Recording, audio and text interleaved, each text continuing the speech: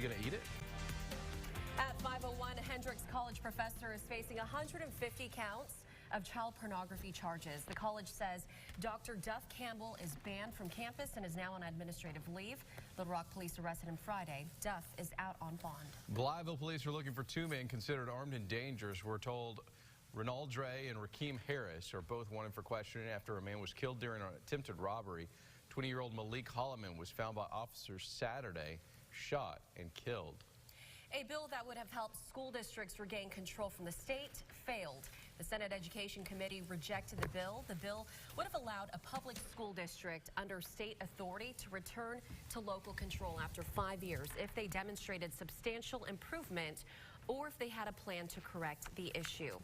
The Little Rock School District has been operating under state control without an elected school board and under the direction of the State Education Commissioner since January of 2015. LRSD has until next January to impress the state board. If they don't meet the criteria, the board will annex, consolidate, or reconstruct the district. The future of Arkansas's Medicaid expansion program is questionable. The State House voted down its budget Friday, days after a federal judge blocked the program's work requirement. Many Republicans who voted against the bill said there were too many unknowns in the wake of the work requirement ruling. Governor Hutchinson is pushing for an appeal.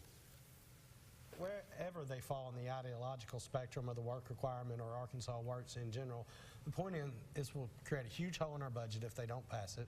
The governor will have to go back to the drawing board on the tax cuts, the road plan, everything if this thing gets torpedoed. The work requirement was a big issue in helping it get the supermajority that it needs to pass.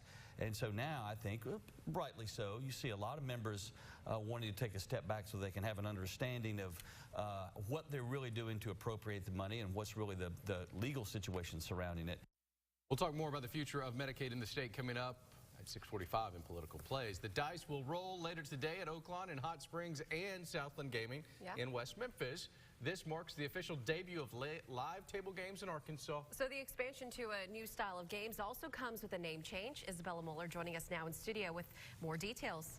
Hey, good morning, guys. The shift to full casino operations that happens today, barely 2 weeks after the Racing Commission approved the licenses for two venues. That's Oaklawn Racing Casino Resort and Southland Casino Racing.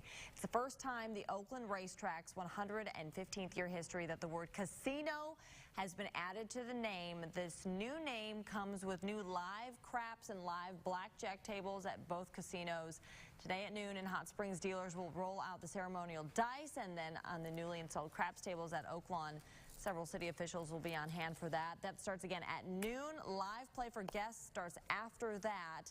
Now, you can already play electronic versions of the games along with slot machines. Sports betting expected to be added in the next couple of weeks. The additions, they're part of a $100 million expansion that will include a new casino complex and high-rise hotel at Oaklawn. Big changes coming there.